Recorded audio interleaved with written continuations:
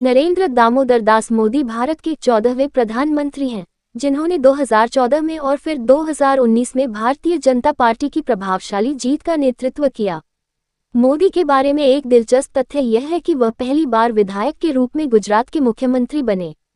इसी तरह वह पहली बार सांसद के रूप में सीधे भारत के प्रधानमंत्री बने।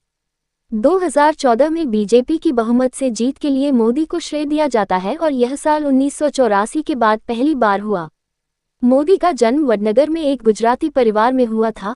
बचपन में वो चाय बेचने में अपने पिता की मदद करते थे और बाद में खुद का चाय स्टॉल भी चलाया। मोदी 8 साल की उम्र में आरएसएस के संपर्क में आए और यहां से संगठन के साथ एक लंबा साथ शुरू हुआ। वो साल 1985 में बीजेपी में शामिल हो गए।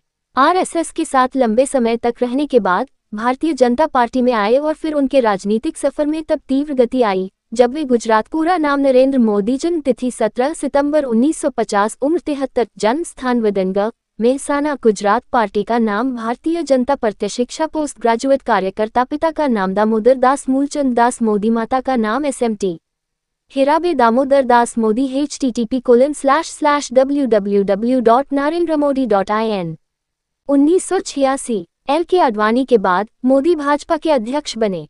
उस समय आरएसएस ने बीजेपी के भीतर अपने सदस्यों को महत्वपूर्ण पदों पर रखने का फैसला किया। 1985 मोदी को आरएसएस ने बीजेपी को सौंपा था।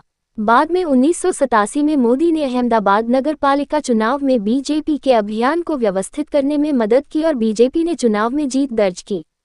1979 में वह आरएसएस संभाग प्रचारक बन गए। सूरत और वडोदरा के क्षेत्रों में आरएसएस गतिविधियों से जुड़ गए। वह दिल्ली में आरएसएस के लिए काम करने गए, जहां उन्हें आपातकाल के इतिहास के बारे में आरएसएस के संस्करण का शोध और लेखन के लिए रखा गया था। 1978 वे आरएसएस के संभाग प्रचारक बने।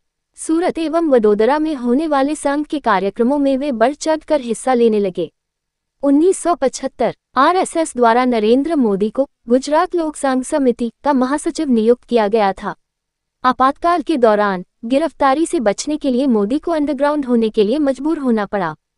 वह सरकार का विरोध करने वाली पैम्फलेट की प्रिंटिंग में शामिल थे। पूर्व इतिहास 1967 उन्होंने वडनगर में अपनी उच्च माध्यमिक शिक्षा पूरी की। पारिवारिक तनाव के कारण उन्होंने घर छोड़ दिया। मोदी ने उत्तरी और उत्तर पूर्वी भारत में यात्रा के दौरान लगभग 2 साल बिताए। 1960 मोदी ने बचपन में वडनगर रेलवे स्टेशन पर चाय बेचने में अपने पिता की मदद की। बाद में वह बस स्टैंड के पास अपने भाई के साथ एक चाय स्टॉल चलाने लगे। नरेंद्र मोदी शुद्ध संपत्ति 3.02 करोड़ रुपीस, संपत्ति 3.02 करोड़ रुपीस, उत्तरदायित्व NA। नरेंद्र मोदी के बारे में रोचक जानकारी।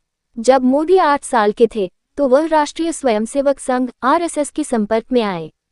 साल 1970 में 20 साल की उम्र में वह आरएसएस से इतना प्रभावित थे कि पूरी तरह से आरएसएस प्रचारक बन गए और 1971 में मोदी औपचारिक रूप से आरएसएस में शामिल हो गए।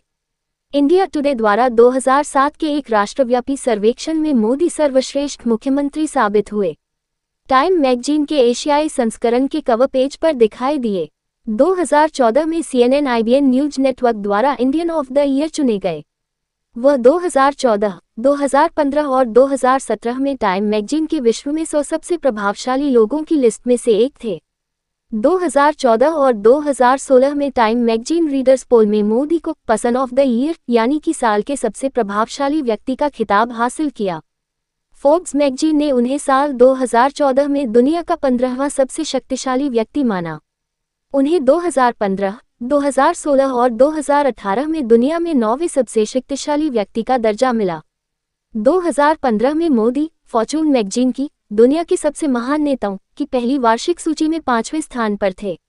अपनी प्रीमियरशिप के दौरान भारत 2018 में विश्व बैंक द्वारा बिजनेस रैंकिंग की लिस्ट में 100वें स्थान पर पहुंच गया।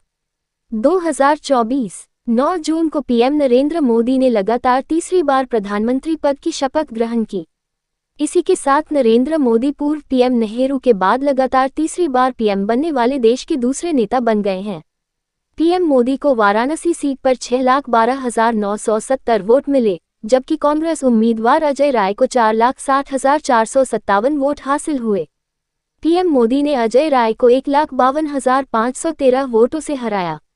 2019 30 मई को नरेंद्र मोदी ने फिर से प्रधानमंत्री पद की शपथ ली और 31 मई को कैबिनेट का विस्तार किया।